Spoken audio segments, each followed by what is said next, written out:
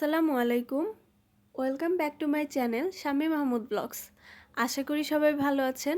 আলহামদুলিল্লাহ আমিও ভালো আছি। আজকে আমি প্রথমবারের মতো চিকেন বান বানিয়েছি, তাই ভাবলাম ভিডিওটি আপনাদের সাথে শেয়ার করি। খুব সহজেই কিভাবে চুলায় চিকেন বান বানাতে পারেন সেটিই আজকে দেখাবো। সম্পূর্ণ ভিডিওটি না টেনে দেখবেন। এখন মূল ভিডিওতে যাওয়া যাক।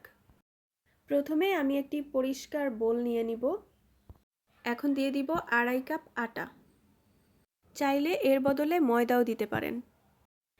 এরপর একে একে দিয়ে দিব 2.5 চা চামচ ইস্ট, 1 চা চামচ লবণ, চিনি 2.5 টেবিল চামচ।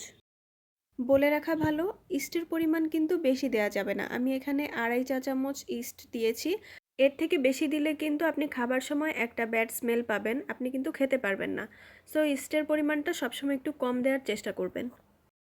আমার সব উপকরণ দেওয়া হয়ে গেছে, আর বাকি যা আছে তা পরবর্তীতে দেখতে পাবেন। এখন আমি এই উপকরণগুলো একসাথে ভালোভাবে হাত দিয়ে মিশিয়ে নিচ্ছি। উপকরণগুলো ভালোভাবে মেশানো হয়ে গেলে একটা ডিম ভালোভাবে ফেটিয়ে তার অর্ধেক পরিমাণ এর সাথে মিশিয়ে দিব।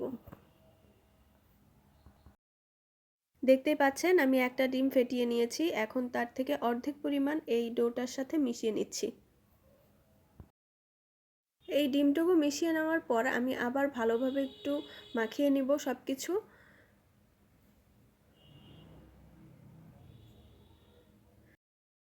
আমার খুব ভালোভাবে এটা মাখানো হয়ে গেছে। এখন আমি এর সাথে কুসুম গরম দুধ অ্যাড করব। আমি কিন্তু একবারে সবটুকু দুধ অ্যাড করব না, আমি খুব অল্প অল্প করে দুধ অ্যাড করতে থাকব এবং ভালোভাবে এটাকে মাখাতে থাকব।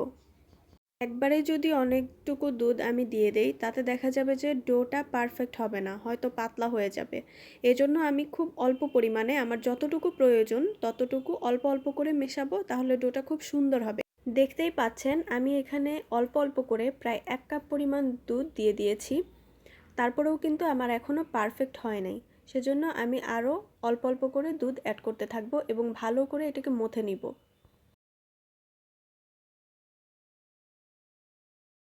এই ডোটা বানানোর সময় বারবার হাতে আটকে আসতে পারে, সেক্ষেত্রে উদ্বিগ্ন হওয়ার কোনো কারণ নেই। আপনি যদি হাতে একটু সামান্য পরিমাণে সয়াবিন তেল মেখে আবার মথা শুরু করেন তাহলে আর হাতে আটকে আসবে না বারবার। আমার এই ডোটা এখন অনেকটাই মসৃণ হয়ে আসছে। একটু আগেও যেমন এবড়ো থেবড়ো ছিল, এখন কিন্তু আর সেই ভাবটা নেই, অনেকটাই মসৃণ হয়ে আসছে। তবে আমাকে আরও পারফেক্টলি মসৃণ করতে হবে।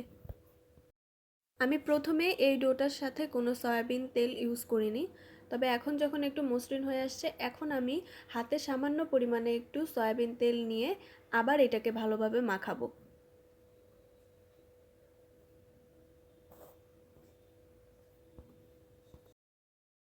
এখানে আমি 2 থেকে 3 বার সয়াবিন তেল অ্যাড করেছি, তবে সেই পরিমাণ অনুযায়ী আমি এখানে 3 টেবিল চামচ সয়াবিন তেল ব্যবহার করেছি।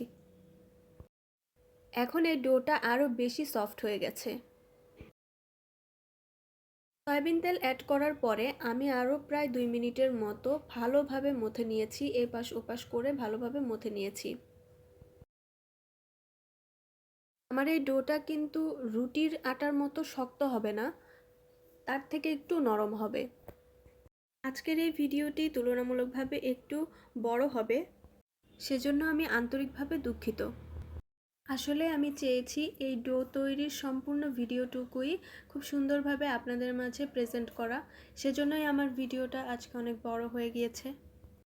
আমার এই ডোটি পারফেক্টলি রেডি করতে সময় লেগেছে প্রায় 10 থেকে 12 মিনিটের মতো। আমার ডোটা রেডি হয়ে গেছে। এখন আমি খুব সুন্দরভাবে চারপাশে একটু সমান করে নিব যাতে এবড়ো থেবড়ো না থাকে। এবড়ো থেবড়ো থাকলে জিনিসটা দেখতে ভালো লাগে না। সর্বশেষ এই ডোটার উপরে আমি সামান্য পরিমাণে সয়াবিন তেল নিয়ে চারপাশে একটু মেখে দিব। চারপাশে সুন্দরভাবে তেল মাখানো হয়ে গেলে আমি একটা ঢাকনা দিয়ে 1 থেকে 1.5 ঘন্টার জন্য এটা একটু রেস্টে রেখে দিব। এই ডোটা একটু গরম জায়গায় রাখলে ভালো হয়, সেক্ষেত্রে আপনি চুলার কাছে রেখে দিতে পারেন, চুলাটা লো হিটে করে রেখে দিতে পারেন। এটা তাড়াতাড়ি ফুলে যাবে এবং সফট হবে।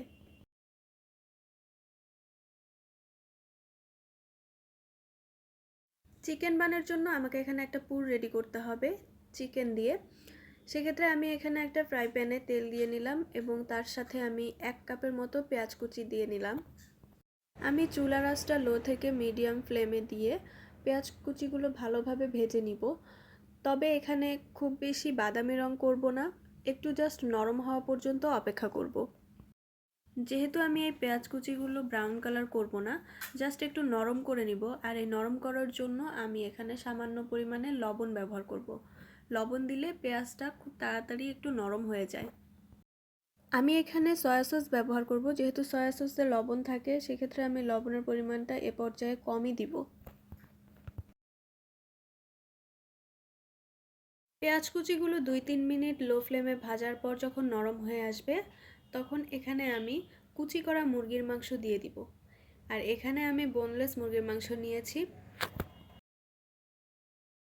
এই মুরগির মাংসগুলো একদম ছোট ছোট টুকরা করে নিব। আপনি চাইলে এইটা আগে একবার সিদ্ধ করে নিতে পারেন, আদা রসুন বাটা দিয়ে সিদ্ধ করে নিতে পারেন, আবার চাইলে এভাবেও একেবারে করতে পারেন, কোনোটাতেই সমস্যা নেই। দেখতেই পাচ্ছেন আমি কিন্তু আগে থেকে সিদ্ধ করে নিই, আমি একবারেই দিয়ে দিয়েছি। তো দেওয়ার পরে এটা মুরগি থেকে একটু পানি বের হয়ে আসবে, সেটা দিয়ে ভালোভাবে একটু ভেজে নিব। 2-3 মিনিট ভাজা হয়ে গেলে তারপর আমি এর সাথে অ্যাড করব 1 টেবিল চামচ রসুন বাটা এবং 1 টেবিল চামচ আদা বাটা। আদা বাটা এবং রসুন বাটা দিয়ে এই চিকেনটাকে খুব ভালোভাবে কিছু সময় নিয়ে কষিয়ে নিব। চিকেনটা কষতে থাকুক, ততক্ষণে আমি আপনাদের সাথে কিছু কথা বলি। যারা আমার চ্যানেলে নতুন সাবস্ক্রাইবার তাদেরকে অসংখ্য ধন্যবাদ আমার পাশে থাকার জন্য, এবং যারা এখনও সাবস্ক্রাইব করেননি তাদের কাছে অনুরোধ রইল আমার চ্যানেলটি সাবস্ক্রাইব করবেন এবং আমার পাশে থাকবেন। লাইক কমেন্ট শেয়ার করে অন্যদেরকেও দেখার সুযোগ করে দিবেন। আর আমার ভিডিওগুলো কেমন হচ্ছে অবশ্যই আমাকে কমেন্ট করে জানাবেন। চিকেন থেকে যে পরিমাণে পানি বের হয়েছিল তা শুকিয়ে গেছে। এ পর্যায়ে আমি এখানে গুঁড়া মরিচ দিয়ে দিব। মরিচের পরিমাণটা আপনারা যেমন ঝাল খান সেই অনুযায়ী দিবেন। আমি এখানে শেষের দিকে কাঁচা মরিচও দিব, তার জন্য আমি এখানে একটু কম পরিমাণে দিয়েছি। তারপর মরিচ দেওয়া হয়ে গেলে আমি ভালোভাবে আবারও নেড়ে নিব। দেখতেই পাচ্ছেন আমি কিন্তু একটু করে মশলা দিচ্ছি আবার নেড়ে নিচ্ছি, এভাবেই আপনারা করবেন। এ পর্যায়ে আমি দিয়ে দিয়েছি জিরার গুঁড়া, এখন দিয়ে দিব ধনিয়া গুঁড়া, তারপর আবার কিছুক্ষণ নেড়েচেড়ে নেবেন। এরপর আমি দিয়ে দিব গোলমরিচের গুঁড়া, আমি এখানে সাদা গোলমরিচের গুঁড়া দিচ্ছি, আপনারা চাইলে যে কোনো গোলমরিচের গুঁড়াই দিতে পারেন, কোনো সমস্যা নেই। আমি এখানে হাফ চা চামচের মতো গোলমরিচের গুঁড়া দিয়েছি। তারপর আবার একটু ভালোভাবে নেড়ে নিব। এ পর্যায়ে আমি দিয়ে দিব সয়া সস। আমি এখানে প্রায় 1 টেবিল চামচের মতো সয়া সস দিয়েছি। সয়া সস দেওয়া হয়ে গেলে আমি আবারও বেশ কিছুক্ষণ একটু নেড়েচেড়ে ভেজে নিব। এরপর দিয়ে দিব কর্নফ্লাওয়ার। এখানে কর্নফ্লাওয়ার দিয়েছি 1.5 টেবিল চামচের মতো। কর্নফ্লাওয়ারটা দেওয়ার পরে ভালোভাবে একটু নেড়ে চিকেনগুলোর সাথে মিশিয়ে নিব। এখন আমি এর সাথে দিয়ে দিব লিকুইড দুধ। দুধ এবং কর্নফ্লাওয়ারটা দেওয়ার পরে খুব ভালোভাবে ঘন ঘন নাড়তে থাকবো।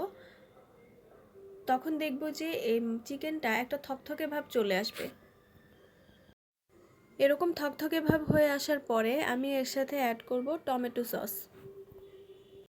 আমি এখানে 2 টেবিল চামচ টমেটো সস দিয়েছি। টমেটো সস দিলে ফ্লেভারটা খুব ভালো আসে, খেতে টেস্টটা খুব ভালো লাগে। আবারও কিছুক্ষণ ভালোভাবে নেড়ে নিব। পুরটা কিন্তু রেডি হয়ে গেছে। এখন এই শেষ পর্যায়ে আমি কিছু ক্যাপসিকাম কুচি এবং কাঁচামরিচ কুচি দিয়ে দিব। ক্যাপসিকাম কুচি এবং মরিচ কুচি শেষে দিলে এর ফ্লেভারটা খুব ভালো আসে। এখন আবারও কিছুক্ষণ ভালোভাবে নেড়ে নিব যাতে ক্যাপসিকামটা একটু নরম হয়ে যায়। সর্বশেষ আমি এর সাথে কিছু পেঁয়াজ কুচি দিয়ে দিব। শেষে পেঁয়াজ কুচি দেওয়ার কারণ হচ্ছে যাতে পেঁয়াজটা একটু আস্ত আস্ত থাকে। প্রথমে যে পেঁয়াজ কুচি দিয়েছি এটার কোনো ফ্লেভারই এখন পাওয়া যাবে না, সেজন্য সর্বশেষে আমি আবারও পেঁয়াজ কুচি দিয়ে নিয়েছি। এখন একটু নেড়েচেড়ে নিলেই আমার চিকেন পুরটা রেডি হয়ে যাবে। চলুন দেখি রেস্টে রাখা ডোটা কি অবস্থা। এটা তো ফুলে ডাবল হয়ে গেছে। ঢাকনা সরিয়ে আমি এটাকে আবারও 2-3 মিনিটের জন্য একটু ভালোভাবে মথে নিব, যাতে এর ভিতরে যে বাতাসটা ছিল সেটা বের হয়ে আসবে। ডোটা কিন্তু একদম সফট স্মুথ হয়ে গেছে। ভালোভাবে মথা হয়ে গেলে এবার আমি একটা পিঁড়ি আর বেলুন নিয়ে নিব, যেখানে আমি এই ডোটাকে বেলবো রুটির মতো করে। তার আগে আমি এটাকে 2 ভাগ করে নিয়েছি। 2 ভাগ থেকে আমি একটু একটু করে নিয়ে ছোট্ট একটা রুটির ডোর মতো বানিয়ে নিব।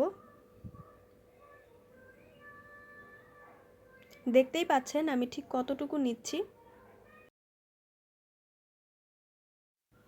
আমি এই ডোটাকে এখন একটু ভালোভাবে মথে নিচ্ছি। তারপর আমি এটাকে একটা রুটির সাইজে করে নিব। তবে এই রুটিটা বেশি পাতলাও হবে না, আবার একদম ভারীও হবে না। আর এই রুটির সাইজটা হবে একটু লম্বাটে টাইপের। আপনারা এই ভিডিওতে দেখলেই বুঝতে পারবেন। দেখুন আমি কিন্তু এই রুটিটাকে গোল করছি না, একটু লম্বা করছি। একটু সময় নিয়ে ধীরে ধীরে এই রুটিটাকে লম্বা সাইজ করে বেলে নিতে হবে। দেখতেই পাচ্ছেন আমি ঠিক কতটুকু লম্বা করেছি এবং কতটুকু চওড়া করেছি। তো রুটিটি আমার বেলা হয়ে গেছে। এখন আমি আগে থেকে করে রাখা চিকেনের পুরটুকু এখানে সুন্দর মতো দিয়ে দিব। দেখুন আমি কোথায় দিচ্ছি। আমি এখানে প্রায় 2 টেবিল চামচের মতো পুর দিয়েছি।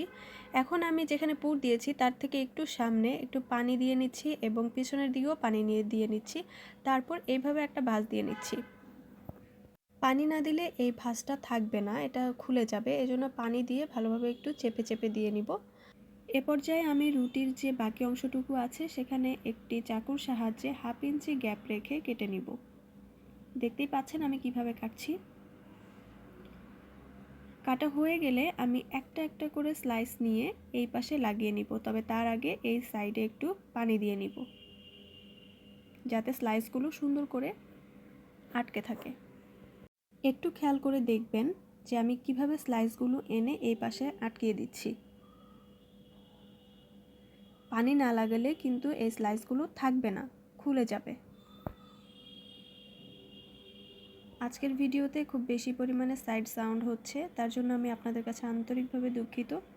আমার কিন্তু চিকেন বানটা রেডি। একই উপায়ে আমি সবগুলো চিকেন বান রেডি করে নিয়েছি। একটা প্লেটে আমি কিছু আটা ছিটিয়ে দিয়েছি এবং তারপর এই চিকেন বানগুলো রেখেছি। এ পর্যায়ে আমি এই চিকেন বানগুলোর ওপর ফাটানো ডিম ব্রাশ করে নিব। প্রথমে আমি ডো তৈরি করার জন্য যে অর্ধেক পরিমাণে ফ্যাটানো ডিম ব্যবহার করেছি আর বাকি অর্ধেকটুকু এখানে আমি ব্রাশ করে নিচ্ছি। সবগুলো চিকেন বানের উপর খুব সুন্দর করে আমি এই ফ্যাটানো ডিমটা ব্রাশ করে নিব। আপনারা চাইলে এই ডিমের সাথে গুঁড়ো দুধও ব্যবহার করতে পারেন। সেক্ষেত্রে দুধটা আগে ডিমের সাথে ভালোভাবে গুলিয়ে নেবেন, তারপরে ব্যবহার করবেন। সবগুলো চিকেন বানের ওপর আমার এগ ব্রাশ করা হয়ে গেছে। এখন আমি এর ওপর ছিটিয়ে দিব সাদা তিল। খুব সামান্য পরিমাণ হাতে নিয়ে চারপাশে ভালোভাবে ছড়িয়ে দিব এই সাদা তিলগুলো। আপনারা চাইলে সাদা তিলের পরিবর্তে কালো জিরাও ব্যবহার করতে পারেন। তিল বা কালো জিরা ব্যবহার করলে চিকেন বানটা যখন হয়ে যাবে একদম ফাইনাল আউটলুকে খুব সুন্দর দেখায়। আমার তিল দেয়া হয়ে গেছে। এখন এই চিকেন বানগুলো বেক করার জন্য রেডি। আমি এই স্টিলের প্লেটে চিকেন বানগুলো বেক করব, সেজন্য আমি আগে থেকে একটু অয়েল ব্রাশ করে নিচ্ছি। আমি আগে থেকে চুলায় হাই ফ্লেমে 10 মিনিটের মতো এই ফ্রাই প্যানটি গরম করে নিয়েছি। এখন এর ভিতরে একটি স্ট্যান্ড দিয়ে এই প্লেটে আমি 3টি চিকেন বান দিয়েছি। এখন আমি ঢাকনা দিয়ে দিলাম। ঢাকনায় কোনো ছিদ্র থাকলে অবশ্যই সেটা বন্ধ করে দিতে হবে। আমি লো ফ্লেমে প্রায় 40 মিনিট এটা বেক করেছি এবং দেখুন কি সুন্দর একটা কালার এসেছে। যে আপনারা এর উপর একটু অয়েল ব্রাশ করে দিতে পারেন, তাহলে চিকেন বানটা দেখতে অনেক চকচকে লাগবে। This is the final look. দেখুন কি সুন্দর একটা কালার এসেছে। বাসায় সহজেই চিকেন বান বানানোর রেসিপিটা আপনাদের সাথে শেয়ার করলাম। আশা করি আপনাদের ভালো লেগেছে। কেমন লেগেছে অবশ্যই কমেন্ট করে জানাবেন। আজকের মতো এই পর্যন্তই।